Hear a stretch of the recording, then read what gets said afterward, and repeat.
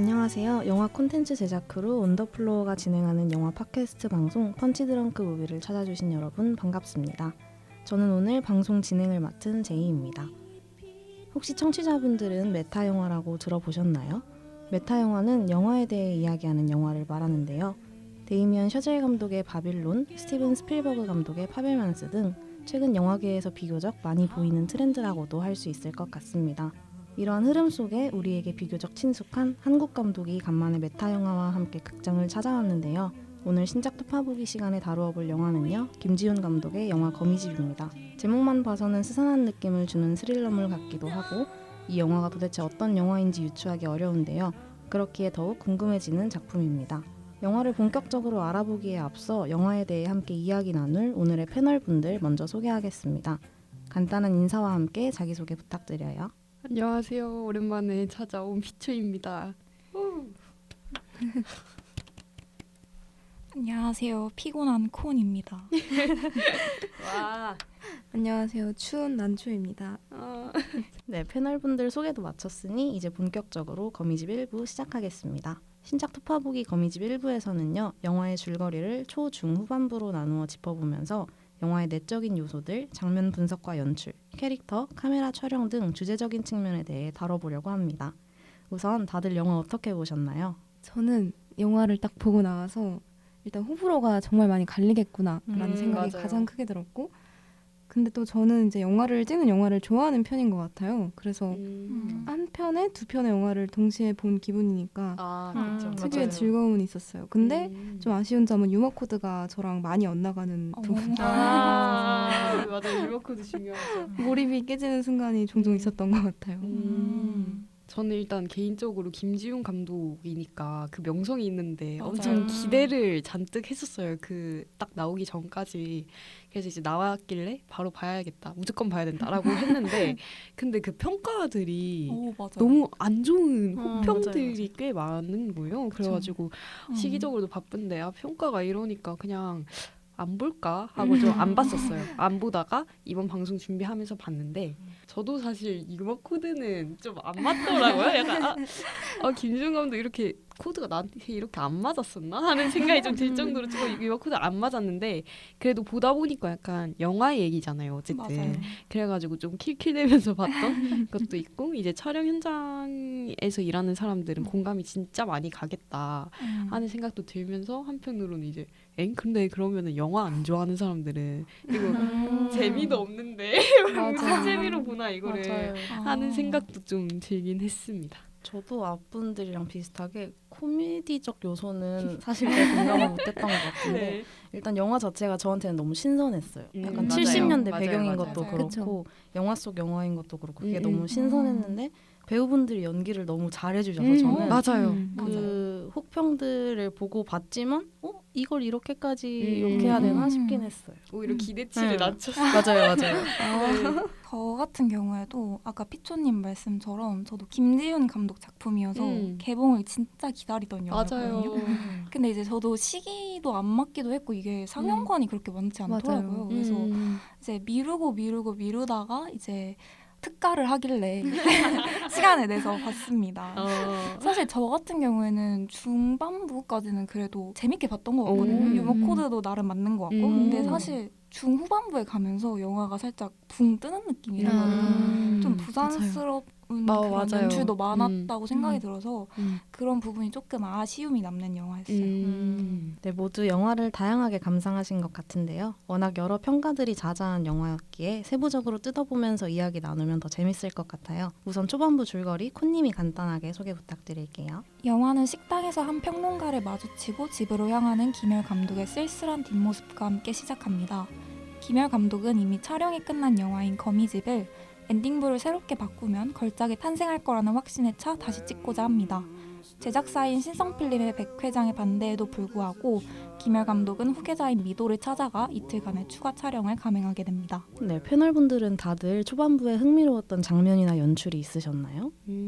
저는 일단 딱 그 오프닝 시퀀스 얘기를 안 할 수가 없을 것 같은데 이제 영화 속 영화 거미집인 거죠. 거미집이 시작하자마자 흑백으로 이제 김기영 감독 한여를 너무 떡하니 오마주한 것처럼 그 창틀 밖으로 비가 내리고 그리고 거기서 희번덕거리면서 약간 쳐다보는 그런 장면을 보는데 약간 가슴이 웅장한 느낌.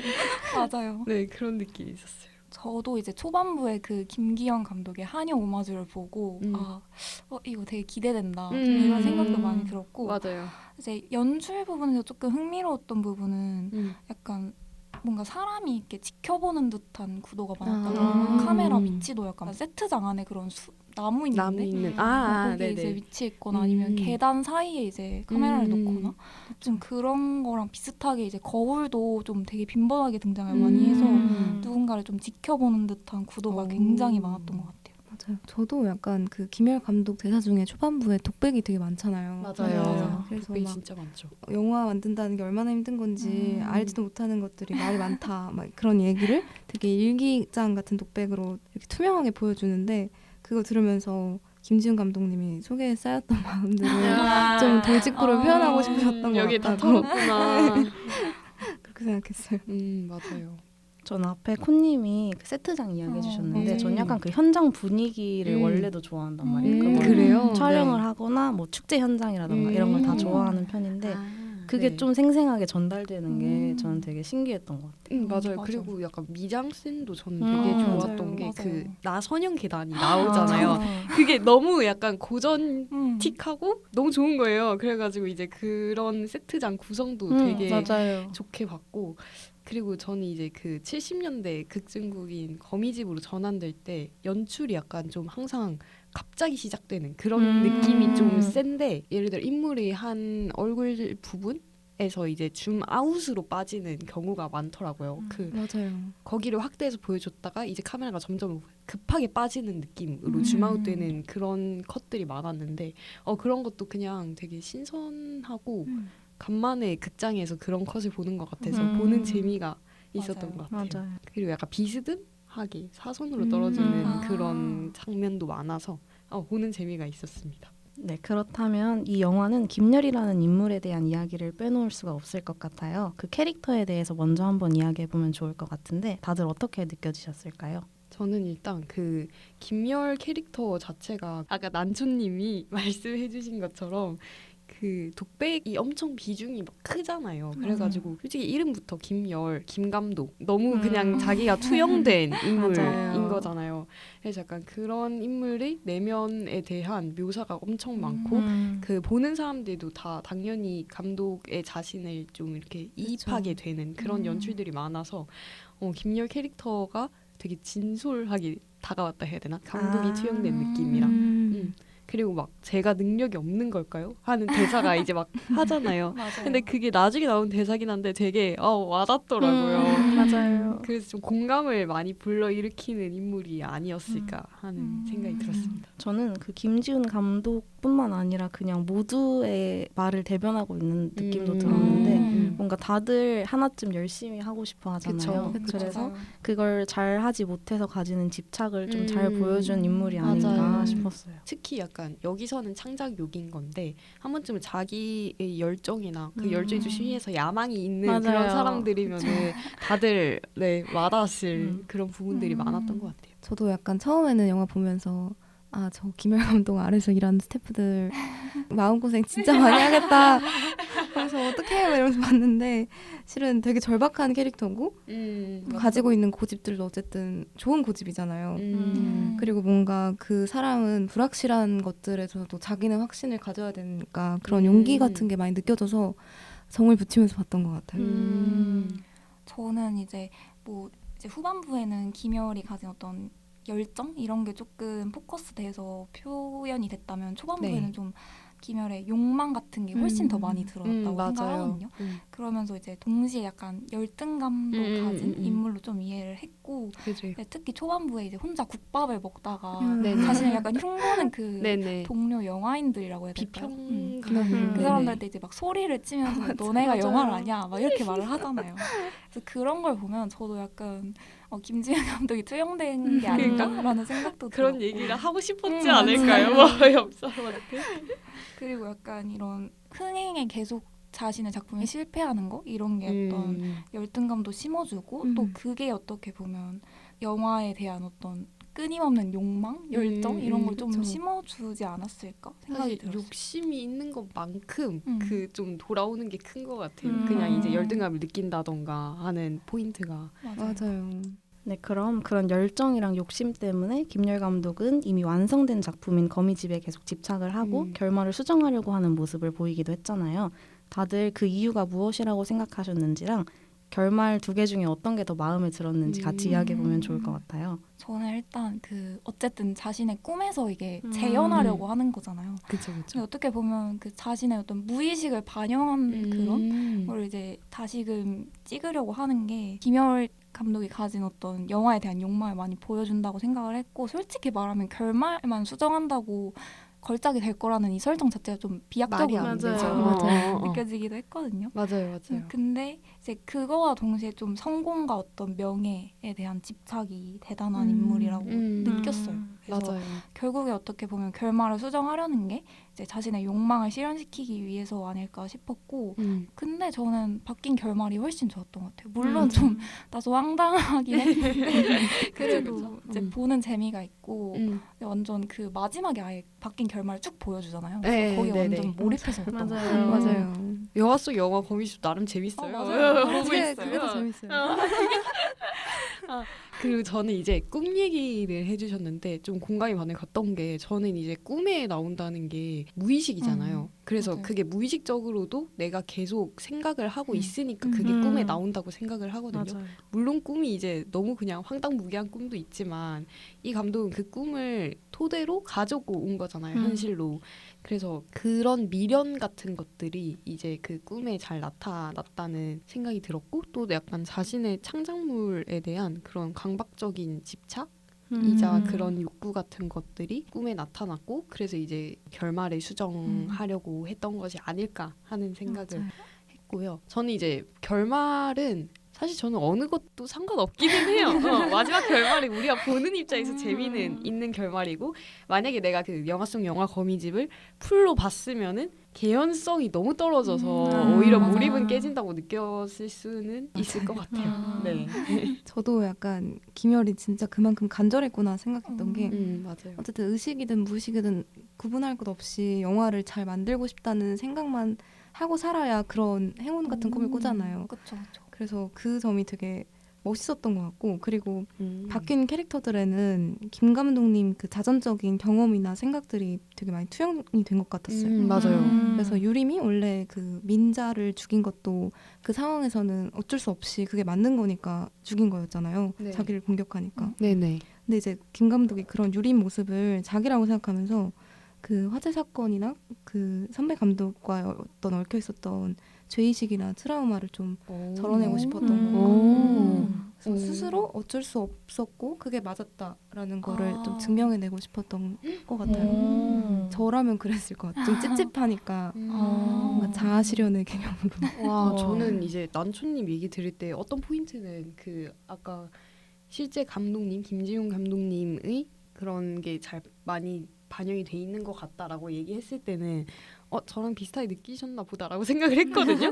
근데 왜냐면 저는 이제 약간 그 김지용 감독의 작품관이 담겼다라고 생각을 해서 뻔한 거를 이제 뒤집어가지고 약간 새로운 거를 창출을 해내려고 하는 그런 김지용 맞아요, 감독의 맞아요. 그런 작품관이 많이 담겨 있다라고 생각을 했는데, 와, 난초님 해석은 약간 너무 다른 시각이라서 맞아요. 재밌는 것 같아요.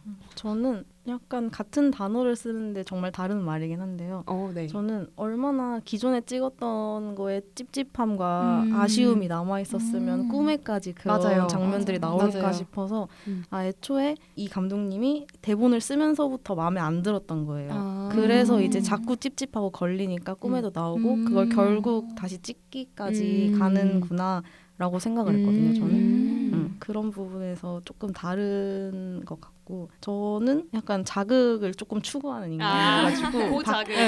바뀐 결말을 훨씬 마음에 들어하는 것 같아요. 맞아요. 그렇다면 이번에는 영화의 배경에 대해서도 이야기해보면 좋을 것 같은데요. 1970년대 영화계를 배경으로 하는 영화를 보면서 시대 배경과 촬영장 같은 것들이 어떻게 느껴지셨을까요? 저는 일단 그 스튜디오 촬영장이 나오잖아요. 근데 저는 이상하게 그런 촬영장을 보면 가슴이 막 뛰더라고요. 그래서 막 저는 이제 파벨만스 음. 봤었을 때도 그 비슷한 느낌이었는데 되게 그 생각도 나고 엄청 재밌었고 그리고 그때 당시에는 이제 완전 철저한 스튜디오 촬영이었던 거잖아요. 그쵸. 그래서 이제 그런 포인트도 보면서 약간 아 당시에 70년대 충무로 그 영화 현장은 약간 이랬을까 하는 생각도 들고 그냥 흑백 영화 연출 자체도 되게 재밌게 봤던 것 같아요. 맞아요. 저도 일단 그 스튜디오 같은 거를 듣기만 했지 실제로 본 적은 없으니까 그 경험 자체가 되게 즐거웠고 그리고 저는 그게 되게 재밌었어요. 한국 고전 영화 특유의 뭐 흑백도 있지만 후시 녹음된 것 같은 맞아요, 사운드. 맞아요. 그걸 듣는 재미가 너무 쏠쏠했던 것 같아요. 근데 너무 잘하지 않나요? 맞아요, 약간 맞아요. 요즘 옛날 서울 사투리 막 이렇게 약간 하잖아요. 근데 그런 거 보면서도 와 안 잘하는데도 되게 잘한다라고 생각했는데 이거 후시 녹음은 전 무슨 더빙하는 것처럼 맞아요. 그러니까요. 그쵸? 너무 잘 하셔서 되게 과장된 그런 몸짓이랑 말투 같은 게 되게 재미있었던 맞아요. 것 같아요. 맞아요. 네. 저도 이제 스튜디오 촬영장을 이제 처음 이렇게 보게 되는 거니까 그 경험이 저도 굉장히 즐거웠고 근데 제가 알기로는 사실 60년대에 비해서 70년대 영화계가 좀 침체되었던 시기로 알고 있는데 이렇게 어떻게 보면 그 이유가 이제 영화 안에 나와 있다고 생각을 하거든요. 이 맞아요. 심의에 통과를 해야 한다는 사실이 맞아요. 이런 이유 때문에 영화계가 침체될 수밖에 없었구나 다시 한번 느꼈고 사실 지금으로선 말이 안 되는 맞아요. 말이 안 맞아요. 되죠. 그래서 이런 어떤 검열 속에서도 정말 꿋꿋하게 자기 작품을 했던 감독들이 진짜 대단하구나 대단한 맞아요. 사람들이구나 다시 한번 느꼈던 것 같아요. 그래서 이게 너무 약간 영화에 꽂힌 사람이 하는 말인 것처럼 들릴 수 있지만 그때가 되게 이제 꿈이랑 예술 뭐 이런 게 다 검열당하던 시대였는데 그러니까 약간 금단의 시대 같은 느낌도 있는데 이런 상황 속에서도 미디어가 계속 살아남았다는 거잖아요. 맞아요. 영화고 맞아요. 뭐 미디어고 다 살아남았다는 그 매체 자체에 대해서 약간 김지훈 감독이 이거 만들면서도 프라이드가 다시금 샘솟았지 않을까요? 이 70년대 이런 상황에서도 그니까요. 이런 영화가 살아남았다 맞아요. 하는 진짜. 그런 그리고 저도 이상하게 똑같이 프라이드를 느끼면서 이게 영화지 하면서 봤던 기억이 있습니다.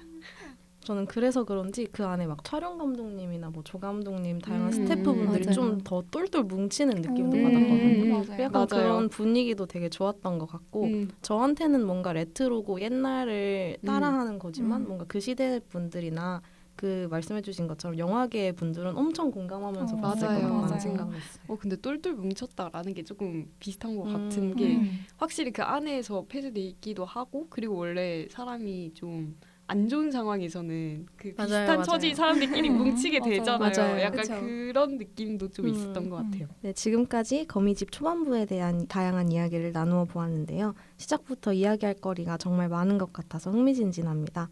다음으로 중반부 줄거리 살펴보겠습니다. 피초님 소개 부탁드려요. 촬영을 무리하게 감행하는 현장에는 여러 사건들이 발생합니다. 배우들이 스케줄이 꼬이기도 하며 그중 한 유림이 호세의 내연녀이며 아이를 임신했다는 사실이 밝혀지기도 합니다. 이러한 혼란 속에 출장에서 돌아온 백 회장과 검열 담당자까지 세트장이 덮치며 현장은 한층 더 아수라장이 됩니다. 네, 중반부에서는 점점 다이나믹한 사건들이 많이 발생하잖아요. 이러한 전개에 대해서 다들 어떻게 느끼셨나요? 저는 약간 보면서 점점 제가 신경 써야 되는 부분이 너무 많아지는 맞긴 맞아요. 영화도 막장이고 근데 현실은 더 막장이니까 맞아. 그때부터 살짝 부산스러운 감이 있었던 것 같아요. 하지만 캐릭터들의 욕망이나 어떤 못난 점, 한계 이런 게 절정으로 치닫는 거는 되게 재밌었던 것 같아요. 맞아요. 저는 이제 막장 치정극 약간 이런 얘기를 해주셨는데 영화 속 영화 거미집은 막장이랑 치정극 같은 엔딩으로 수정이 됐잖아요. 네. 근데 이제 되게 아이러니하게도 우리가 스크린으로 보는 영화 속 상황 자체도 더 막장. 오히려 그 맞아요. 영화 속 거미집보다 막장이라 볼 수 있을 맞아요. 정도로 엄청난 막장으로 치닫는데 여기서 저는 이제 뭐가 현실이고 영화인지 그 경계가 약간 불분명해진다고 느꼈거든요.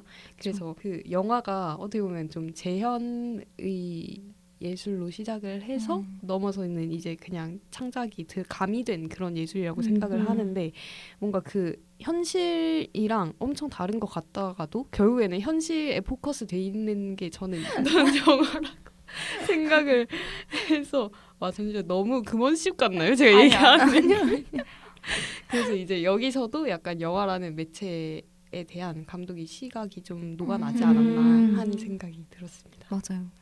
저는 그래서 약간 피초님 말씀 들으니까 제가 앞에서도 이제 언급했지만 거울이 되게 많이 등장한다고 했잖아요. 근데 피초님 말씀대로 어떻게 보면 영화도 어떻게 재현해서 시작한 예술이고 또 이제 거울도 사실 이렇게 비추어 본다는 개념도 있고 그쵸. 어떻게 보면 욕망을 좀 확인할 수 있는 상징적인 도구로 좀 오. 미디어에서 많이 쓰인다고 생각을 맞아요. 하거든요. 그래서 그런 거울이 약간 그런 의미를 좀 내포하지 않았나 이런 오. 생각도 들었고 저는 이제 조금 재미있는 어떤 점을 좀 얘기를 해보자면 이제 상황의 어떤 여건, 현장의 여건에 따라서 극중극이 좀 수정되는 방향이 재밌었거든요. 이제 김열이 약간 상향군 역할 연기에 몰입하거나 이제 미도가 이제 유림이 역할 대신한다고 막 분장하고 이런 게 너무 맞아요. 너무 그러니까 근데 그게 막 최선이라 그러고 그래서 그게 굉장히 좀 개인적으로 유머 코드가 좀 막 맞아서 재밌었던 것 같아요. 유머 코드가 맞았다는 게 이런 부분? 근데 그런 부분은 좀 재밌기는 그쵸. 했어요. 혼자 그 막 상황 자체가. 혼자 막 킥킥대면서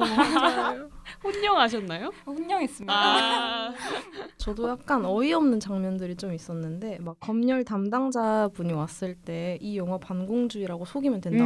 이거 너무 좋은 아이디어인 것 같다. 막 이런 씬이 있잖아요. 맞아요. 맞아요. 얼마나 그 담당자분이 영화를 모른다고 생각하면 맞아요. 그럴까 싶기도 하면서도 또 결국 술 먹고 승낙을 해주시잖아요. 네, 그렇죠, 맞아요. 그렇죠. 그래서 그 사람들은 다 그렇게 뒷돈을 받아서 영화를 승낙하던 사람들이어서 그렇게 무시를 하나 싶기도 하고 좀 어이가 없고 웃긴 부분이었던 것 같긴 해요.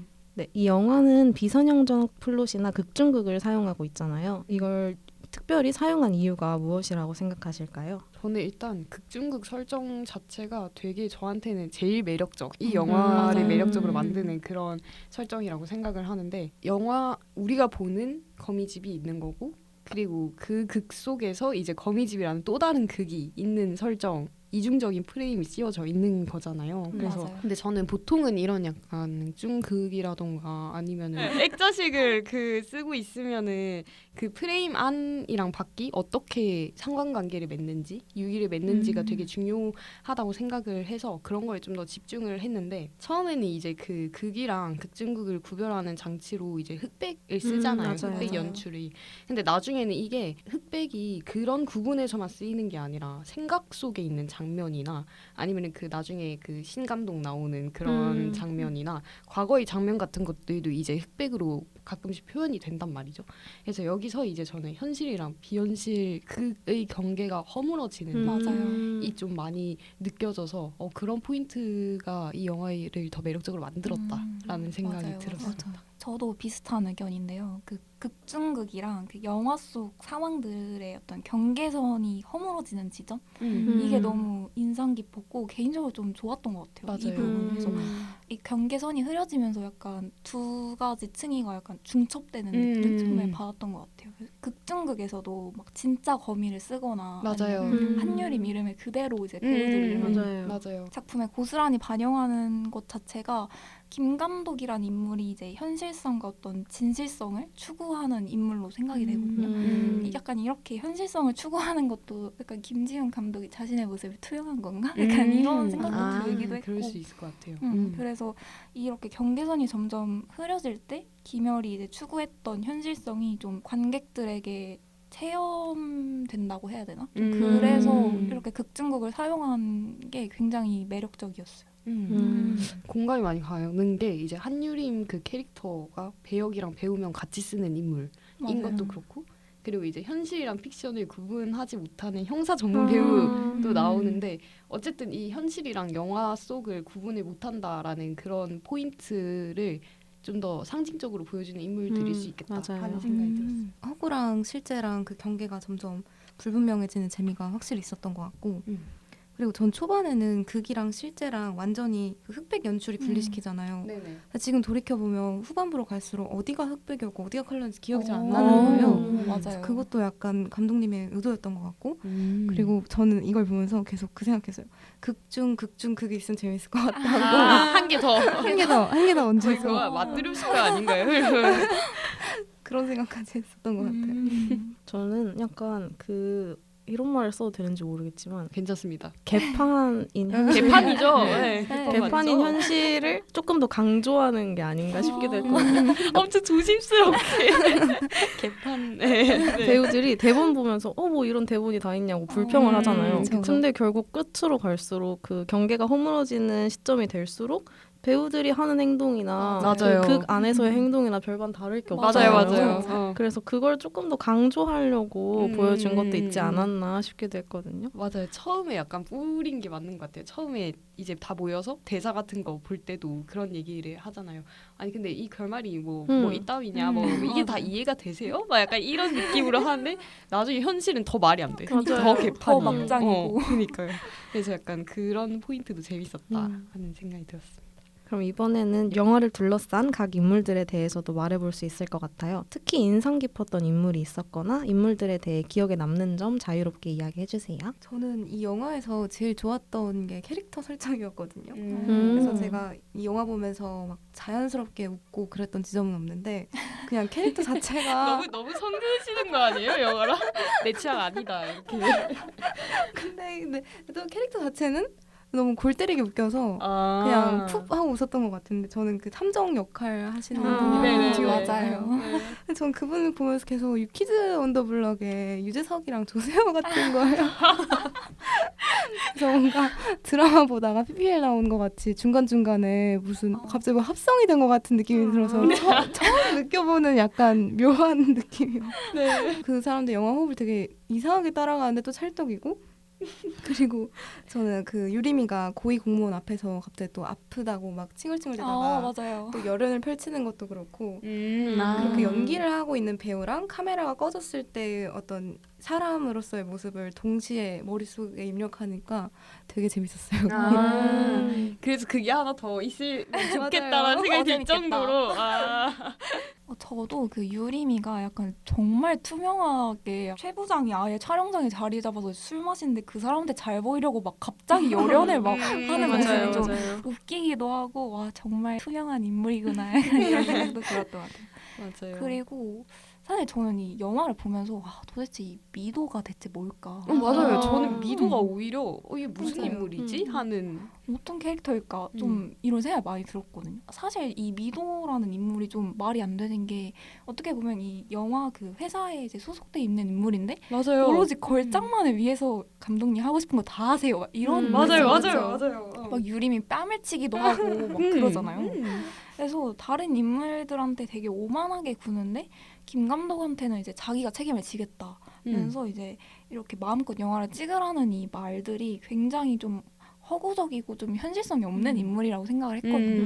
그래서 영화가 끝난 후에 생각을 해보니까 사실 다른 인물들은 좀 그때 당시에 어떤 실제 있었던 뭔가 배우들의 캐릭터를 좀 많이 반영이 된 인물이라면 이 미도라는 캐릭터는 좀 현 시대의 어떤 영화를 사랑하는 사람들의 모습이 오히려 투영이 돼서 약간 그게 개입하는 듯한 느낌을 줬다고 해야 되나? 저는 미도 진짜 공감 많이 갔는데 저는 이제 마지막에 어떻게 생각했냐면 이거 약간 그러니까 김지훈 감독의 픽션이다. 픽션적인 분야. 그러니까 자기가 원하는 듣고 싶은 현장에서 이런 사람이 있었으면 좋겠다. 그러니까 원하는 그런 인물로 지금 그럴 만든 수가 거 아니야? 있겠네요. 하는 생각이. 저는 그냥 막연하게 돈이 많아서 철없는 인물이라고만 생각했는데 좀 부끄럽네요, 제 자신. 아니요. 당연히 그럴 수 있는 거고. 그 미도가 되게 재밌는 인물인 것 같아요. 맞아요. 생각할 맞아요. 부분도 많고. 맞아요. 그리고 저는 이제 그 다른 인물들도 뭔가 조금 욕망을 품고 있는 인물들이라고 느꼈는데 되게 조그만 비중으로 나오기는 하는데 왜 그 김 감독이랑 측근이라서 전쟁 영웅 같은 그런 더 큰 역할을 하고 싶다고 얘기를 했다가 이제 결국에는 사냥꾼 역할까지 뺏기게 되잖아요. 그런 배우들이라던가 아니면은 걸작에 참여하고 싶어서 연기를 해보지만 재능이 부족해서 이제 한유림 자리를 대체하지 못한 미도 이런 인물들도 조금씩은 작든 크든 그 욕망을 가진 인물이라고 생각을 해서 욕망이라는 그런 이미지를 좀 더 환기시켜주는 인물들이 아니었나 하면서 맞아요. 그런 세세한 인물들을 보는 재미도 좀 있었던 것 같아요. 신상호 감독이라는 인물에 대해서도 이야기를 해봐야 될 것 같은데요. 처음 봤을 때부터 정우성 배우가 연기했다는 사실을 아셨는지 그리고 또 어떤 의미를 가진 인물이라고 생각하시는지가 궁금해요. 저는 처음에 봤을 때 정우성인가? 정우성이다. 그 프로세스가 있어야 되구나. 네네. 전 처음 봤을 때부터는 몰랐고 약간 음. 한 3번의 생각을 거친 후에야 아, 진짜요? 인지했거든요. 그래서 좀 깜짝 놀랐는데 뭔가 김지훈 감독님의 영화에 계속 등장하셨잖아요, 이전에도. 네네. 그래서 또 이번에 이렇게 의미 있게 비중을 차지하게 된 배우가 아닌가라는 생각을 했어요. 안 그래도 뭐 알아봤냐 이런 얘기를 막 하더라고요. 근데 음. 저는 당연히 이거 못 알아볼 수 있어? 라는 생각이 들었는데 그런 과정이 필요했군요. 다른 분들은 바로 알아보셨나요? 저는 그래도 약간 바로 알아본 것 같아요. 저도 알아봤는데 조금 덜 멋있게 나왔다라고 맞아요. 그 캐릭터 자체가 맞아요, 정우성이 맞아요. 할 만한 캐릭터인가 하는 생각이 맞는 것 같아요. 근데 조금 들기는 해요. 생각해보면. 왜냐면 어쨌든 물론 이게 회고니까 김열 감독이 당연히 늙은 모습으로 나오는 게 맞기는 한데 근데 정우성이 우상 같은 감독으로 나온다는 게 조금 프로세스가 필요하기는 했어요. 맞아요. 예, 정우성인 건 알았는데 근데 이 역할로 나와? 이런 느낌? 그리고 저는 이제 그 신상호 감독에 대해서 얘기를 하면은 신상호 감독이 이제 결국에는 김열이 닿지 못한 그런 이상향이었고 되고 싶은데 현실은 그렇지 않을 때가 많잖아요. 맞아요. 그래서 그럴 때 이제 열등감 같은 게 나보다 잘난 내가 못 가진 거를 가지고 있는 사람들을 보면은 어쩔 수 없이 열등감이 조금은 생기기 마련인데 그런 열등감을 제일 잘 보여주는 인물이고 그리고 나중에는 신상호 감독 각본을 훔치기도 하잖아요. 맞아요. 그래서 그런 이유도 여기에 있지 않았나 하는 생각이 들었습니다. 맞아요. 저도 중간에 두 눈을 의심하긴 했지만 원래 상상이라는 거는 그런 말도 안 되는 감성이 껴있기 때문에 그냥 재밌게 봤었던 것 같고 그리고 저는 정우성 씨 등장하는 씬 이후로 김열이 조금 더 절실하게 보였던 것 같아요. 맞아요. 좀 그냥 비난이나 조롱에서 벗어나고 싶은 사람보다는 진짜 좋은 영화를 찍고 싶은 사람이고 이제 신상호 감독님이 김열한테 했던 얘기도 김지훈 감독님이 후배 영화인들한테 해주고 싶었던 얘기를 그냥 그렇게 좀 위트 있게 집어넣었던 게 아닐까 그렇게 생각했어요. 저는 이 신감독이 약간 김열한테 어떤 덫 같은 존재라는 생각이 들었거든요. 어떻게 보면 이제 김열이 이제 데뷔작은 성공을 했는데 사실 그 작품마저도 아까 말씀해주신 것처럼 신감독의 그 대본을 훔친 거잖아요. 그렇죠. 그래서 이제 그분을 너무 존경하고 우상이고 그분의 어떤 영화를 자신의 그 거미집에 오마주할 만큼 존경하지만 결국엔 자기가 그 대본을 훔쳤다는 어떤 죄책감 그리고 그 사람의 그늘에서 벗어나지 못했기 때문에 이 스스로를 더 올가매는 게 아닐까? 그래서 어떤 덫 같은 존재라고 생각이 들었던 것 같아요. 그 트랩에 빠져서 이제 헤어나오지 못하는 그쵸. 작품관이든 뭐든. 근데 그 얘기를 하니까 갑자기 번뜩 생각이 든 게 이게 우연히 일치인지 뭔지 모르겠지만 그 왜 한유인 장면에서도 발에 맞아요. 이 이제 덫에 걸려서 근데 사실 정확히는 뭐라고 했는지가 기억이 안 나가지고 어느 정도의 상징적인 장면인지는 모르겠지만 덫 얘기를 하니까 와 그런 장치들도 영화 속에 녹아 있을 수 있겠다 하는 생각도 들면서 제가 의미부여를 한 걸 수도 있지만 근데 원래 의미부여의 맞아요. 예술이거든요. 그럼요. 저도 똑같이 생각해요. 그러니까요. 그래서 그런 생각이 들었네요. 네, 이제 후반부로 넘어가 볼까 합니다. 난초님 후반부 줄거리는 어떻게 되나요? 촬영은 다사다난한 사건들에도 불구하고 진행됩니다. 김열 감독은 끝내 최국장을 속여 세트장이 불타는 엔딩씬을 원테이크로 담아내는 플랑세캉스를 촬영하는데요. 하지만 사냥꾼 전문 배우와 박주사가 감금되어 있던 세트장 윗벽이 무너져 내리며 촬영장은 더욱 아수라장이 됩니다. 한편 재완성된 영화 거미집 상영회를 마지막 배경으로 영화는 막을 내립니다. 네, 후반부에서도 흥미롭거나 인상 깊었던 장면이 있으셨을까요?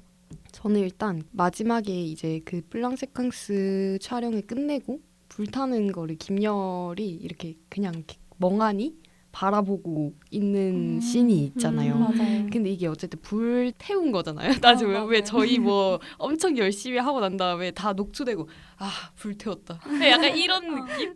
신감독을 상상 속에서 만났던 그 씬에서도 그 신상호가 자신을 믿는 게 재능이라고 얘기를 하면서 그 내면에서 들리는 소리를 듣고 모든 걸 불태워라 하는 조언을 했었는데 실제로 불태우고 난 다음에 김열이 이렇게 멍하니 바라보고 있는데 뭔가 그 불타는 게 되게 상징적인 느낌도 있었고 그리고 이제 길게 이어가는 롱테이크 장면에 플랑세캉스 촬영 장면 말고 그냥 그 시퀀스에서 우리가 보고 있는 롱테이크 마지막 피사체가 결국에는 이제 감독 의자에 앉아 있는 김열이라는 그것도 되게 상징적이면서 어떻게 표현을 해야 될지 모르겠지만 좀 많이 제 기억에 남는 장면이었다. 저도 이제 비슷하게 느꼈던 게 이 불탔던 그 어떤 세트장을 바라보는 김열이 나오면서 그 카메라가 뒤로 빠지면서 이제 그 의자에 쓰여져 있는 그 김열이라는 이름이 이제 그쵸. 맞아요. 나오는데 제가 기억하기로는 그게 영화 속에서 그 김 감독 이름이 처음 나왔다고 생각이 들었거든요. 아 그랬나요? 제가 기억하기로는 그 전까지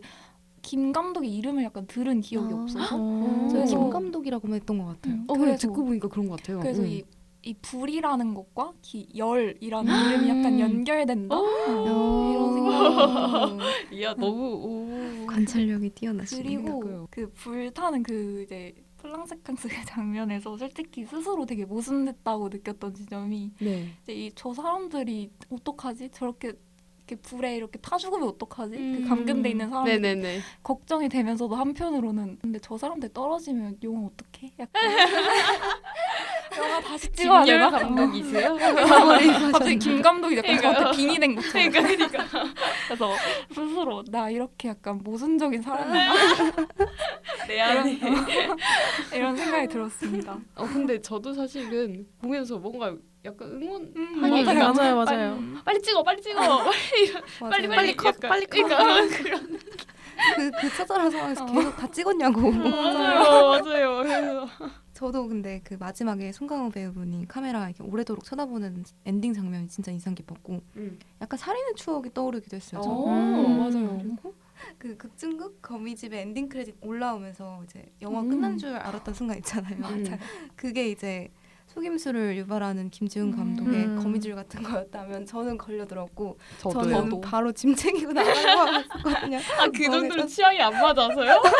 저는 사실 저는 이제 반대로 너무 몰입해서 사실 반쯤 일어났어요. 맞아요. 진짜 약간 끝난 줄 알고. 옷이라도 입을까 하고 있는데 바로 이제 바로 시작하더라고요. 맞아요. 저도 딱 끝나는데 영화 끝난 거 아니지? 약간 이런 생각이. 저는 그리고 결국 대본을 훔친 거라는 사실이 네. 밝혀진 거잖아요. 그쵸. 맞아요, 그래서 맞아요. 저는 그걸 보면서 지금까지 결말에 이렇게 집착한 이유가 있었구나 싶었어요. 뭔가 그동안에 자격지심 아닌 자격지심을 네네네, 속으로 있죠. 갖고 있다가 자꾸 주변에서도 안 좋은 말만 들으니까 이걸 걸작으로 만들기 위한 그 행위에 엄청 집착을 한 게 아닐까. 그래서 수정을 거쳤다. 맞아요. 그럴 수 있을 것 같아요. 그리고 저는 이제 그 각본 가져가는 거 얘기를 하셔가지고 그 각본 가져갈 때 백회장 백회장이 그 금고 터는 것들이 바로 잠깐 너무 좋아하시는데 이번 코드 엄청 잘 맞으셨나 봐요, 진짜 쿤님은. 그래서 그때 딱 이게 마주치는 것도 극중극도 사실은 그 돈에 대한 탐욕 때문에 그쵸. 금고를 이제 맞아요. 가지고 가려고 하는 그런 상황이었던 거잖아요. 그래서 또 중첩되는 느낌을 받았어서 그것도 좋은 설정이었다 하는 생각이 들었습니다. 앞에서 계속 얘기했던 플랑세캉스와 마지막 엔딩씬에 대해서 조금 더 자세하게 이야기해봐도 좋을 것 같아요. 저는 일단 모든 걸 불태우는 느낌이 정말 셌는데 그 블랑 세퀀스 촬영할 때 아까 실제로 불을 내면서 그리고 사람 목숨이 위험한 상황인 거잖아요. 위층에 맞아요. 이제 감금돼 있는 사람들 때문에. 근데도 이제 김열은 배는 게 없잖아요. 솔직히 영화에만 빠져 있는 건데 그리고 모두가 이제 감독님 안 돼요 이러면서 막 약간 사람을 구하려고 막 분주한데도 김열은 다 잘 찍혔는지 그거에만 맞아요. 엄청 확인을 하잖아요. 제대로 다 찍혔어? 이렇게 막 마지막에도 물어보는데 그런 그 광기, 집착 이런 것들이 이제 엄청나게 강박적인 욕망 같은 것들이 잘 비치는 장면이라고 생각을 했습니다. 맞아요. 진짜 김열 하고 싶은 거 다 해요. 절정이었잖아요. 너 하고 싶은 거 다 해. 근데 그 롱테이크 씬 보면서 배우들 동선이랑 카메라 움직임이랑 소품 배치 같은 게 다 한 번에 맞아 떨어져야 되는 거니까 그쵸. 그게 보는 것만으로도 관객으로서 되게 희열감을 느꼈고 음. 좋은 영화 만들려면 진짜 광기와 맞아요. 처절함이 필요하구나 싶으면서도 저는 그걸 찍는 실제 그 정지용 촬영 감독님이었나요? 영화 거미집 촬영하는 게 진짜 신기했을 것 같아요. 그걸 또 그러니까. 찍어야 되는 거니까. 우와. 그래서 그걸 또 어떻게 카메라가 안 걸리게 또 찍고 하는데 그 동선을 어떻게 그렸을지가 그러게요. 약간 그렇네요. 비하인드 영상이 있으면 너무 좋을 것 같아요. 되게 그렇네요. 영화만 생각을 했는데 그 영화를 찍고 있는 그 그쵸. 현장도 와 그걸 진짜 또 찍고 있는 현장에 또 찍고 있는 진짜 카메라가 현장을 몇 보고 대였을까요? 맞아요. 저는 이제 그 아까 얘기하다가 가끔 그런 생각도 들더라고요. 그러니까 영화계 이슈 중에 이제 감독들이 배우들한테 약간 좀 비상식적인 요구를 현장에서 뭐 실제로 석탄을 들이마셔 주면 더 그쵸. 현실감이 있을 것 같다. 진짜 같을 것 같다. 왜 그 김 감독이 한유림한테 실제 거미를 쓰고 맞아요. 실제로 무서워서 막 이렇게 하는 건데도 진짜 같았어 이렇게 얘기를 하잖아요. 뭔가 그런 것도 영화계의 그런 이슈들 이랑 맞아요. 좀 비슷하다라고 느꼈고 욕심에 사로잡혀서 이제 진짜 눈에 뵈는 게 없는 그런 사람들이 되게 드라마틱하게 극적으로 담은 느낌이 들었어요. 맞아요. 그렇게 했는데도 뭔가 그 영화 시사회라고 할까요? 배우분들이랑 다 보시고 나서 끝났는데 감독님의 표정이 별로 안 깊었던 것 맞아요, 같거든요. 저는. 맞아요. 그래서 아직도 미련이 남으신 걸까? 음. 결국 완벽한 건 없다고 생각하시나 싶기도 했고 그게 좀 그쵸. 씁쓸하기도 하고 그랬던 것 맞아요. 약간 자신이 완전하게 만족하기는 같아요. 그 욕심이 심한 사람일수록 어려운 것 같아요. 맞아요. 저는 이 엔딩이 조금 인상 깊었던 게 그 상영되는 그 영화를 지켜보는 배우들과 그 김 감독의 모습을 보여주면서 끝이 나잖아요. 그쵸? 근데 이 페이크 같은 어떤 이 엔딩 크레딧이랑 영화관에 앉아 있는 등장 인물들의 모습을 이렇게 보여주는 그 시선이 약간 영화관에 앉아 있는 우리와 조금 맞아요. 맞닿아 있다고 그쵸, 생각했어요. 그쵸. 그래서 약간 이 지점에서 약간 중반부까지는 어떤 극중극과 우리가 보는 영화 속 거미집의 상황이 허물어졌다면 약간 이 결말 부분에서는 이 우리가 보는 거미집과 스크린 너머에 있는 우리의 경계가 흐려지는 느낌? 그래서 이 마지막 결말로 인해서 어떻게 보면 세 가지의 그 층위가 한꺼번에 합쳐지는 느낌을 좀 받았던 것 같아요. 제가 너무 좋아하는 스타일의 그런 이게 극중극의 묘미거든요. 맞아요. 관객까지 우리 스크린을 보고 있는 관객까지 포섭하는 느낌이 너무 재밌는 것 같아요. 그 마지막 엔딩. 맞아요. 네, 그럼 영화 제목과 관련해서도 이야기해보고 싶은데요. 왜 제목을 거미집이라고 지었을까요? 일단 저는 그 제가 앞에서도 계속 욕망 얘기를 했어서 이게 이제 검은 거미라는 게 뭔가 검은 욕망이라고도 하잖아요. 그래서 뭔가 그런 포인트도 조금 있는 것 같고 약간 덫이라는 이미지도 좀 센 것 같은데 거미집이 어쨌든 트랩인 거잖아요. 그 가운데가 있고 뻗어 나가 있는데 그 뻗어 나가 있는 거를 누구를 걸리게 하는 무언가를 걸리게 하는 그런 덫인 거잖아요. 끈끈한. 그래서 저는 그게 약간 빠져나오고 좀 헤어나올 수 없는 그런 이미지가 있다고 생각을 해서 아까 얘기했듯이 극중극 속에서 돈을 쫓다가 눈이 멀어서 죽음을 맞이한 그런 인물들은 물질적 탐욕에 대한 덫에 걸린 거고 그리고 그 밖에서는 창작이나 영화적 성공, 예술적 성취 같은 그런 덫에 걸린 김 감독이 있는 것처럼 욕망에서 헤어나올 수 없는 맞아요. 그런 덫이라서 거미집일 수도 있겠다라는 생각을 했습니다. 저도 비슷하게 생각했는데 보통 거미줄이라고 하지 않나요? 맞아요. 그 거미줄들이 모여서 집을 이뤄서 거기에 정말 빠져나올 수 없게 된 게 아닐까라는 측면에서 거미집이라고 짓지 않았을까 생각하게 됐어요. 오, 재밌네요. 맞네요. 저는 사실 현실의 영화의 거미집을 설정한 이유는 네. 아까도 말했듯이 영화와 그 현실 경계를 지우는 듯한 하나의 장치라는 생각이 들었고 그래서 저는 그 극중극 거미집에 대해서 좀 생각을 더 많이 해봤거든요. 네네. 근데 결말에서 결국에 그 마지막에 그 거대한 거미가 있던 곳이 그쵸. 금고잖아요. 네네. 근데 이 금고가 어떻게 보면 극중극 거미집의 그 모든 인물들이 가진 욕망이 집결되는 곳이라고 생각이 들었어요. 그쵸. 그래서 그것과 동시에 이 욕망 때문에 모든 인물들이 죽고 결국엔 천장에 거미줄로 매여 있는 모습이 그 사람이 사는 집이라는 공간이 거미에 의해서 좀 주객전도가 된 느낌? 맞아요. 그래서 이 욕망에 사로잡힌 욕망 어린 자들의 어떤 최후의 모습을 보여주는 은유적인 뜻이 아닐까. 약간 이런 관찰자적인 느낌도 있는 것 같아요. 그 그러네요. 거미가 맞아요. 아까 구도라던가 그게 약간 어. 몰래 훔쳐보는 그런 아. 느낌도 있고 계단 사이에서 카메라 촬영하는 느낌도 있고 이게 이제 거미 시선일 수도 있겠다라는 생각도 맞아요. 지금 갑자기 좀 들었습니다. 맞아요. 진짜 거미집 하나로 이렇게 극중극 소재도 재밌어지고 그냥 영화 자체에 대한 해석도 되게 다양해지는 걸 보면 저는 제목 하나가 진짜 정말 기가 막히게 잘 지으신 것 같고 그 거미집이라는 그 이미지 자체도 영화의 어떤 전개 방식이나 플롯 구조랑 모양이 되게 닮아 있잖아요, 시각적으로. 맞아요. 그리고 영화 끝나고 글을 읽다가 읽었는데 그 거미들이 자기가 친 거미줄을 기억을 못하고 죽는 경우도 있대요. 아, 그래요? 네, 우와. 그래서 그 계속해서 먹이들이 걸려들기를 바랬던 김 감독이 과연 포획에 성공한 것인지 아니면 오히려 자기가 덫에 걸려버린 건지 그런 식으로도 좀 해석할 여지가 많은 제목이었던 것 같아요. 그 영화를 봤던 다른 이제 저희 동아리 분들이 얘기를 해준 해설을 듣고 되게 그럴듯한데 해가지고 하나 얘기를 해보자면 일단 그 거미집이 결과적으로는 영화 제작이 이루어지는 스튜디오를 상징을 한다고 생각을 하셨대요. 왜냐면 이제 모 촬영 현장이라는 게 모든 인물이랑 장소, 동선들 이런 관계들이 엄청나게 복잡하게 얽혀 있는 그런 거잖아요. 촬영이라는 게 또 다양한 역할을 지닌 사람들이 한 공간에서 만나서 한 순간을 카메라에 담아내는 그런 작업이다 보니까 그런 영화 스튜디오 자체를 상징을 했다. 그러니까 모든 실이 중심부로부터 연결돼 있는 거미집처럼 이제 그런 영화 촬영장 자체를 상징을 했고 극중극의 거미집이 끝날 때 마지막에 이제 나는 거미가 너무 싫어 이렇게 한유림이 얘기를 하면서 끝이 나는데 그 대사가 어떻게 보면 약간 영화에 대한 애증의 감정. 그러니까 나는 이 영화가 너무 싫어. 근데 없으면 안 돼. 약간 이런 느낌.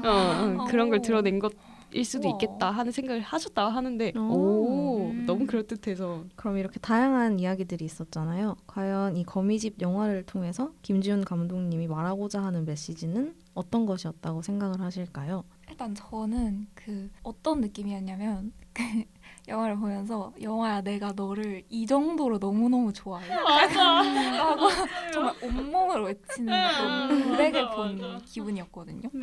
그래서 약간 좀 그런 마음에 약간 공감이 되면서도 너무 과하지 않나 약간 이런 생각도 들고 근데 저는 이 약간 동시에 어떤 이 70년대 그 약간 침체됐던 영화계의 어떤 한국 영화사를 조명하면서 앞으로의 어떤 영화에 대해서도 묻고 있다는 생각이 맞아요. 들었어요. 사실 어떻게 보면 영화와 영화관의 위기 또 뭐 OTT의 등장 맞아요. 이런 것 때문에 사실 그 위기라는 게 굉장히 꾸준히 대두되는 약간 담론 중에 하나잖아요. 그렇죠. 그래서 또 특히 뭐 저 같은 경우에도 OTT를 굉장히 많이 쓰기도 하고 실제로 많이 이런 위기를 굉장히 가속시키고 있는데 사실 이 영화를 보면서 그 영화의 마지막 그 결말 부분 때문인지 내가 만약에 이 영화를 집에서 봤다면 혹은 휴대폰으로 봤다면 내가 이 정도의 어떤 그 맞닿아도 포개어지는 듯한 이 체감을 이 정도로 할 수 있었을까?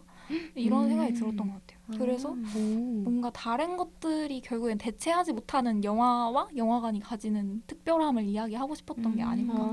근데 그렇게 얘기를 하니까 극중극이 더 잘 썼다라는 그러네요. 생각이 많이 드는 것 같아요. 그리고 저도 이제 좀 많이 공감이 되는 게 영화에 대한 애증의 헌사, 영화를 위한 영화 그런 생각이었는데 일단 이게 되게 마구잡이로 일어나는 영화 촬영 현장에서 실제로 근무를 하거나 하는 그런 사람들은 엄청나게 공감이 가고 되게 웃었을 것 같은 느낌이 많이 드는데 그리고 또 한편으로는 그렇게 좀 안 좋은 평가도 많지 않았나 하는 생각도 들었고 저는 이제 주변인 중에 아는 영화 업계에 종사를 하고 싶어하는 사람 종사자는 아니고 그런 분이 계시는데 그분이 그런 얘기를 하더라고요. 그 영화를 너무 하기 싫은데 근데 영화가 아니면 안 될 것 같아. 이렇게 얘기를 하는데 그때가 이제 저랑 1대1로 있는 상황이 아니고 그냥 모든 사람들 이 영화 관련 사람들이 모인 그런 자리에서 그렇게 얘기를 하는데 사람들이 다 막 술 마시면서 막 공감을 하더라고요. 그래서 와 그런 거 보면서 와 이런 사람들을 위한 영화 그럴 것 같아요. 그쵸 김지훈 감독도 이런 사람 중에 한 명이었고 그리고 이런 사람들을 위한 영화였지 않을까 하는 생각이 들었습니다. 맞아요. 그 평론은 예술가가 되지 못한 사람들이고 창작에 실패한 사람들의 복수다 이렇게 막 첫 장면에 되게 명대사처럼 등장을 하잖아요. 근데 그 말이 진짜 맞는 것 같아요. 한국 영화계도 지금 너무 위기고 대중들도 이미 다 평론가가 돼가지고 아. 너무 보는 눈이 높아져 있으니까 맞아. 잣대를 맞아요. 듣는 게 있으니까 영화 만드는 게 얼마나 말도 안 되고 힘든 일인지를 좀 음. 처절하게 외치고 싶으셨던 것 같아요. 저는 조금 더 나아가서 그렇게 힘든 일인데 70년대에 검열이 있던 시절에도 이만큼의 열정을 쏟았다. 맞죠. 우리도 맞아요. 지금 이만큼 열정을 쏟고 있다라는 걸 아, 전하면서 그쵸. 이제 영화계에 종사하시는 분들한테는 공감을 얻고 뭔가 저희 같은 사람들한테는 너 그러니까 영화 해도 돼. 너 우리랑 진짜 재밌게 할 수 있을걸? 약간 이렇게 말을 전하는 영화이지도 않았나 싶은 생각이 들었어요. 말하다 보니까 김지훈 감독님이 거미집 찍으면서 뭔가 자기 만족도가 되게 높았을 것 같아요. 진짜 자기가 찍고 싶지 않았을까 하는. 네, 지금까지 영화 거미집의 연출과 장면, 상징 및 주제 등에 대해 패널분들의 생각을 자유롭게 이야기하는 시간을 가졌는데요. 예상치 못했던 부분까지 세세하게 이야기하다 보니 미처 생각하지 못한 포인트까지 알 수 있게 되어 뜻깊었던 것 같습니다. 2부에서는 영화의 외적인 부분들이죠. 김지훈 감독에 관한 이야기, 영화의 흥행과 비하인드, 배우들의 명연기 등에 대해 이야기해 볼 예정이니까요. 방송 끝까지 저희와 함께 들어주시길 바랍니다. 2부로 넘어가기 전에 거미집 속 배우들이 영화 촬영장에 도착하며 흘러나온 영화의 메인 OST죠. 사랑과 평화의 한동안 뜸했었지 들으면서 2부로 넘어가겠습니다.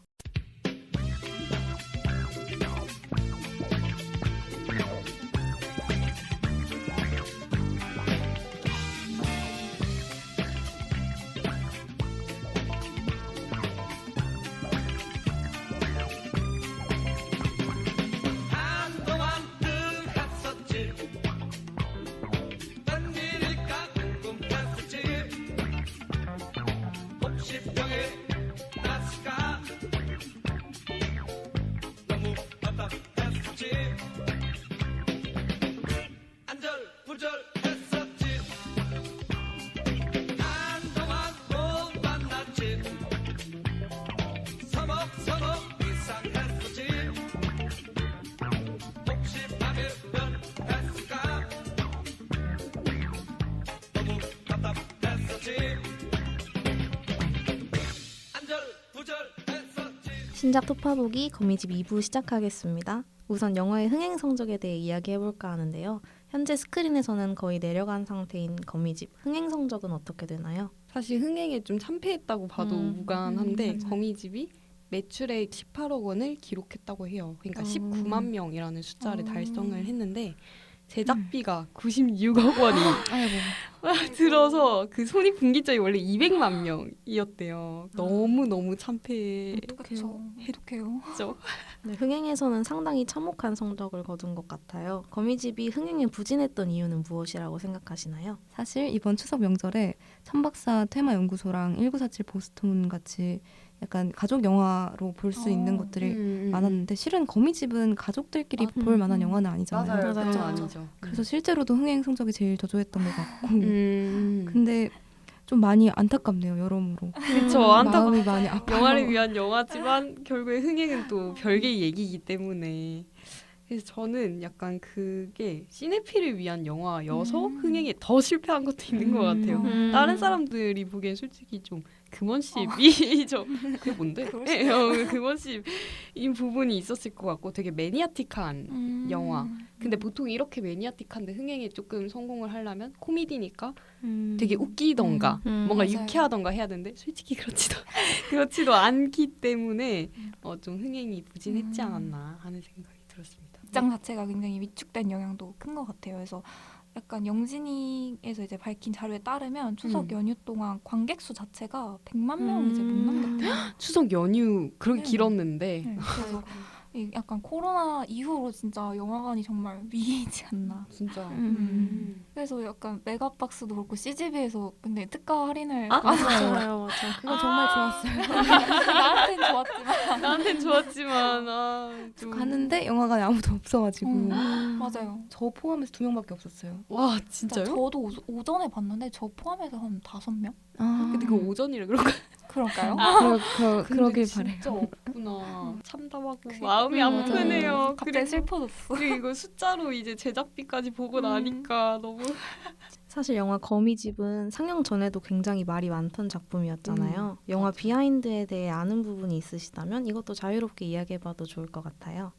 일단 저는 고 김기영 감독님 얘기를 해야 될 것 같은 게 사실 이거 영화 개봉 못할 뻔했잖아요. 맞아요. 그러니까 그 한국 영화계에서 그런 컬트적인 그런 존재인 감독님을 모티브로 했고 이제 그게 좀 부정적으로 묘사됐다라는 말이 있는데 특히 이제 고인의 그런 인격이나 초상권에 침해했다면서 이제 상영금지 가처분 소송이 맞아요. 걸렸다고 하더라고요. 그래서 유가족분들이 김지훈 감독을 대상으로 소송을 걸기도 했고 근데 여기서 이 해프닝에서 이제 그 제작사가 김기혁 감독님 모티브가 아니고 그냥 70년대 영화를 오마주하다 보니까 한여 같은 느낌이 날 뿐이다 라고 얘기를 했다는데 저는 솔직히 오프닝부터 대놓고 그니까요. 맞아요. 인 것도 그렇고 오마주 느낌이 너무 많잖아요. 사실 맞아요. 성당 합창하는 그런 장면도 그렇고 그래서 말이 맞아. 될까 하는 생각도 들었고 그리고 되게 어떻게 보면 좀 위험한 시도일 수 있다는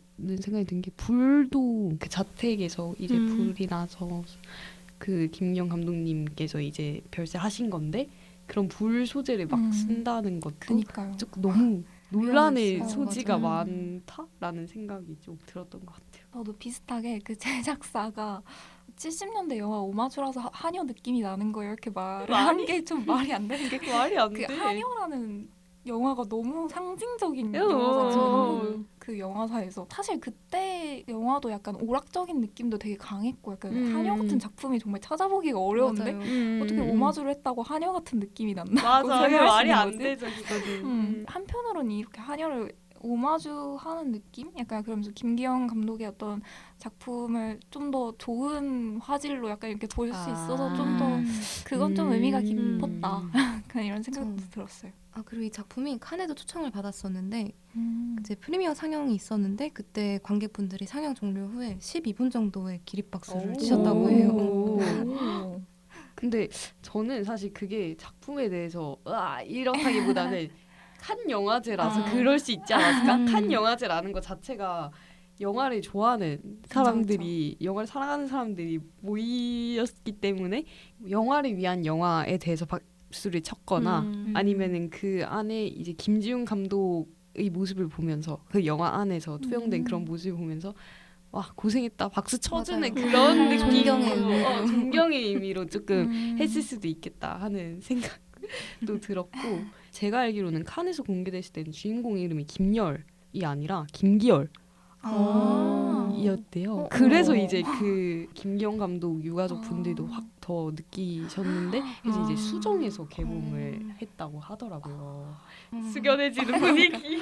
제가 다 눈치가 보여요. 그러니까요. 그래서 와 김열은 모르겠는데 김기열은 솔직히 좀 맞아요. 너무 위험하다. 너무 위험하다. 너무 노골적이고. 실제로 패션이나 그런 부분도 맞아요. 실제 사진이랑 너무 유사하다. 맞아요. 진짜요? 머리 스타일도 그렇고. 너무 위험한데요. 네, 비하인드에 대해서도 잘 들어봤어요. 다음으로 이 영화의 김지훈 감독에 대해 조금 더 자세하게 이야기해 볼까 하는데요. 패널분들은 김지훈 감독의 영화 보신 것이 있나요? 저는 일단 제일 좋아하는 작품은 장화홍련인 것 같아요. 음. 저는 그 김지훈 감독님이 되게 시각적으로 되게 스타일리시한 영화를 많이 만드시잖아요. 맞아요. 그래서 그 미장센의 절정이 전 장화홍련이었던 것 같고 음. 그리고 감독님 자체는 장르도 그렇고 정말 시도를 많이 하시는 분 같아요. 맞아요. 그래서 그리고 되게 필모그래피도 굉장히 성실하게 쌓으시잖아요. 거의 맞아요. 안 치지 않으시고 진짜 맞아요. 그런 분들은 되게 존경스러운 것 같고 무엇보다 씁쓸한 감정을 굉장히 잘 다루는 감독이라고 생각합니다. 워낙에 그 김지훈 감독님이 필모가 많고 그리고 잘 알려진 작품이 많잖아요. 근데 맞아요. 저는 그런 것 치고는 솔직히 많이 본 편은 아니기는 하거든요. 저는 이제 장화홍련 봤었고 놈놈놈 봤고 악마를 보았다. 밀정 정도밖에 안 봤는데 일단 저도 최애는 장화홍련이고요. 그리고 그 개인적으로 놈놈놈 그것도 따라라 그 약간 웨스턴이랑 코믹을 이제 한국 극장이 가지고 왔다는 것도 엄청난 맞아요. 시도인 거잖아요. 맞아요. 그래가지고 좀 시도를 진짜 많이 하시고 결이 다 비슷하진 않아요. 항상 뭔가 신선한 느낌이 있단 말이에요. 그래서 말도 안 되는 장르 영화도 되게 많이 만드시고 맞아요. 왜냐면 이제 그 장화홍련도 따지면 타임루프에다가 호러를 섞은 맞아요. 거고 달콤한 인생은 보지는 않았는데 누아르에다가 심리 스릴러 맞아요. 약간 그쵸. 요런 다양한 시도를 하는 게 진짜 좀 보는 재미가 있고 이상하게 응원하게 되는 그런 감독인 것 같아요. 저도 이제 아까 말씀해주신 것처럼 그 김지훈 감독이 미장센이 정말 훌륭한 감독이라고 생각이 들고 개인적으로는 그 김지훈 감독이 빛과 조명, 약간 색을 되게 잘 쓰는 감독이라고 생각을 해요. 근데 사실 이 거미집에서는 약간 극중극이 흑백으로 설정되어 있어서 그런지 약간 전작들에 비해서 약간 색과 조명이 덜하다. 덜한 맞아요. 느낌은 들었던 것 같아요. 그래서 저의 최애작은 저는 달콤한 인생을 제일 아 좋아해요. 그래요? 봐야겠네. 일단 저는 좀 제가 누아르 장르를 좋아하는 것도 있는데 저도 좋아해요. 근데 이 약간 어떤 인간의 어떤 고독한 심리 약간 이런 것도 되게 잘 풀어냈고 제가 앞에 그 김지훈 감독만의 어떤 색 조명 이런 걸 되게 좋아한다고 했는데 영화 전체적으로 되게 뿌옇고 건조한 듯한 느낌이 드는 이 질감 색감이 있거든요. 그게 너무 좋아서 달콤한 인생을 제일 좋아합니다. 한번 봐봐야겠어요. 봐야겠는데요. 네, 진짜. 저도 저 장화홍련이랑 그 좋은 놈 나쁜 놈 이상한 놈 이거 두 개만 봤는데요. 그 중에 제 최애는 장화홍련이고요. 그 뭔가 새롭게 호러물을 찍으셨다는 그쵸. 게 너무 신기하고 맞아요. 재밌었어요. 근데 그 감독님 인터뷰를 한번 본 적이 있는데 했던 걸 또 하는 게 너무 지루해서 자꾸 새로운 시도를 하신다는 거예요.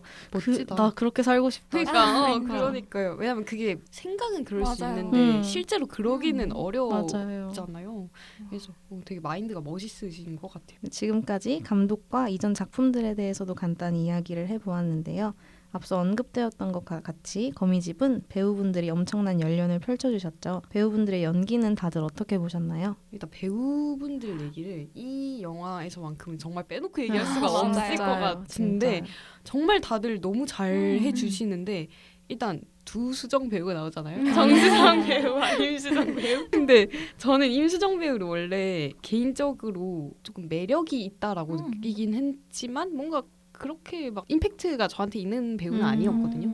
근데 조금 고전미가 있다 해야 되나 맞아요. 얼굴에 뭔가 그런 배우여서 되게 흑백으로 딱 전환될 때 오히려 더 빛나고 너무 고전적이고 연기도 잘해주시니까 그래서 되게 좋았고 대신에 이제 캐릭터 자체가 영화 안에서는 그러니까 극중극 거미집에서는 강렬한데 그 밖에 현장에 있을 때는 캐릭터 서사가 별로 없잖아요. 맞아요. 그래가지고 그게 조금 아쉬웠던 것 같아요. 그리고 저는 이제 정수정 배우를 저희는 크리스탈이 더 익숙하죠. 저희 세대 맞아요. 일장 아이돌 여덕몰이잖아요. 맞아요. 저 정말 좋아했거든요. 다들 그죠. 정수정은 한 번쯤은 그런 품어봤을. 그럼요. 저는 막 생일 파티도 했었거든요.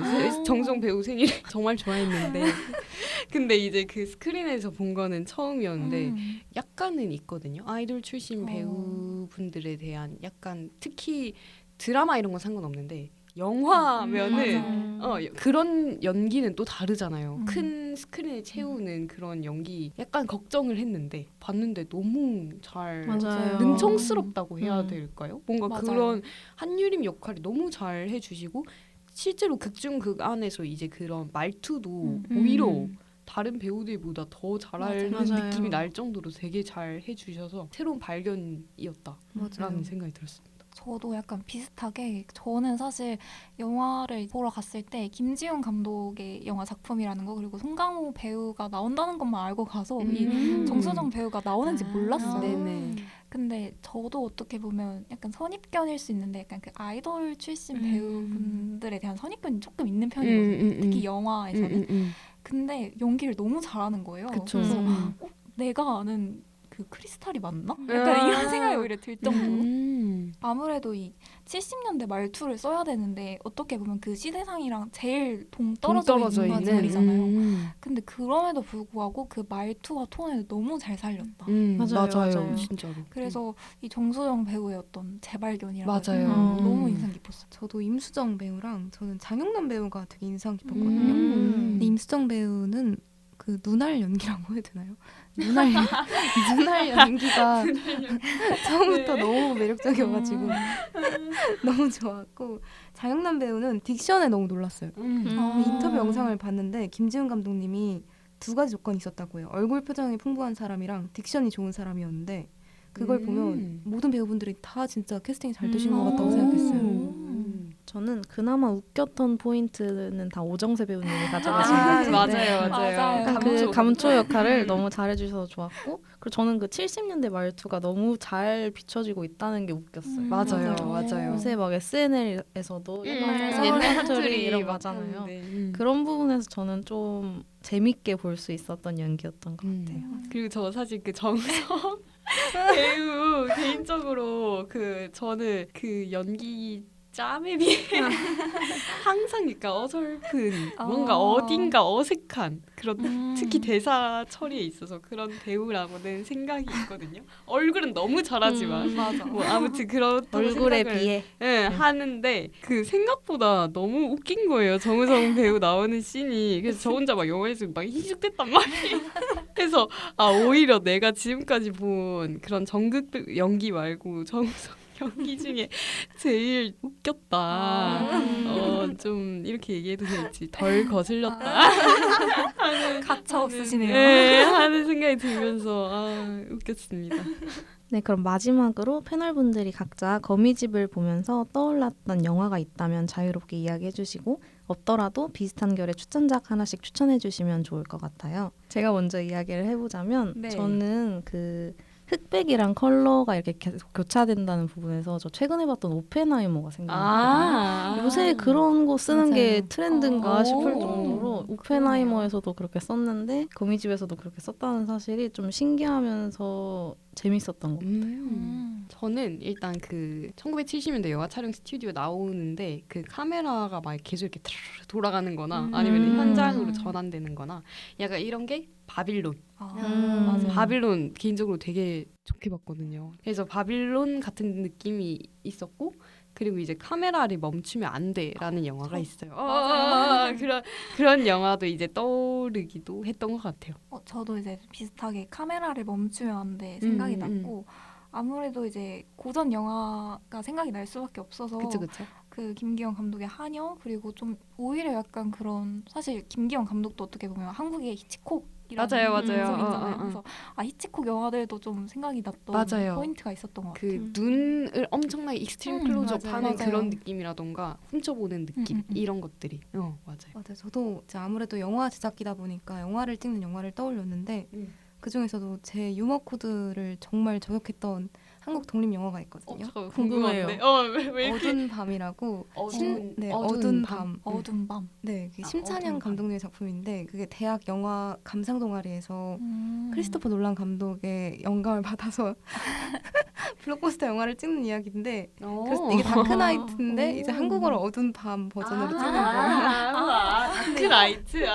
근데 이게 진짜 웃기고 진짜 그 현실적인 광기를 진짜요? 느끼고 싶으시다면 꼭 보세요. 전 봐야겠다. 진짜 웃느라 멈춘 적도 있어요. 이거 뭐예요? 난초님 그 유머 코드 아시나요? 제 유머 코드예요. 이코님은 제가 알고 이모코드. 난츠님 이모코드까지. 네, 2부에서는 영화 거미집의 흥행, 감독과 배우에 관련한 이야기, 패널분들의 추천작까지 다양한 이야기를 나누어 보았는데요. 즐겁게 웃고 떠들다 보니 어느덧 별점을 매길 시간이 돌아왔습니다. 저희 팟캐스트의 별점 방식 아시죠? 별점이 10점 만점에 5점 이하면 별로라는 의미에서 펀치, 이 영화의 별점이 6점 이상이면 취할 정도로 좋다는 의미의 드렁크로 구분해서 평점을 매기겠습니다. 그럼 지금까지 나눈 이야기들을 종합해서 영화 거미집에 대한 본인의 최종평과 함께 각자 영화 별점을 매겨볼까요? 일단 저는 별점은 6점 드렁크고요. 사실 조금 아쉬운 부분도 많긴 했는데 그래도 어떤 이런 극중극이라는 소재를 굉장히 매력적으로 잘 썼다는 생각이 들어요. 그리고 또 이제 김지훈 감독 영화인 것도 있고 그래서 6점 드렁크고요. 제 한 줄 평은 한껏 타올랐다 꺼진 김열의 이틀간의 단꿈. 뭔가 울림이 있는데요. 저는 한국 영화계에 있어서 진짜 좋은 시도라고 생각을 했어요. 맞아요. 메타 영화를 이제 한국에서 풀어낸 케이스도 잘 없고 심지어 이렇게 유명한 그런 감독이 이런 위험한 시도를 했다 하는 것 자체가 너무 멋있는 시도라고 생각은 하지만 그러나 결과는 이제 잘 모르겠다 하는 생각이고요. 그래서 그 평점을 매기자면 저는 5점으로 펀치입니다. 진짜 펀치를 날리고 싶진 않지만 그래도 이렇게 5점 이 정도인 것 같고요. 한 줄 평은 빠져나올 수 없는 거미집에 걸리다 이렇게 했습니다. 저는 일단 배우들의 연기가 너무너무 좋았고 그 연기가 이 영화를 잘 살렸다는 점에서 그리고 영화 자체가 저한테는 너무 신선했어서 7점으로 펀치를 드리도록 하겠습니다. 그리고 제 한 줄 평은 7점으로 펀치. 죄송해요. 7점으로 드렁크를 드릴게요. 혹시 펀치 날리시고 아니요. 내면에서 김감독님 아예 하시겠는데. 죄송해요 감독님. 한 줄 평을 하자면 티켓값이 비싼 영화계 속에서 하나의 장값으로 영화 2편을 볼 수 있는 영화다. 맞는 말이네요. 맞네요. 거의 이거 마케팅 프로모션을 이렇게 해도 되겠는데? 이렇게 아무래도 광고 홍보학과다 보니 역시. 저도 이제 영화를 처음에는 5점을 주고 싶었는데 일단 그 노고에 감사드리고 한국 영화계 위기에 그쵸. 직면하고 있는 상황이니까 1점을 추가 얹어서 6점 드렁크. 트르렁크고요. 저는 진짜 한 가지 생각밖에 안 나서 예나 지금이나 영화를 만드는 일은 참 어렵구나. 맞죠. 방송을 마무리하기 전에 플랑세캉스의 난리법석한 씬에서 쓰인 음악이죠. 프랜스 겔의 뿌비드씨 뿌비드송 들으면서 2부 마무리하겠습니다.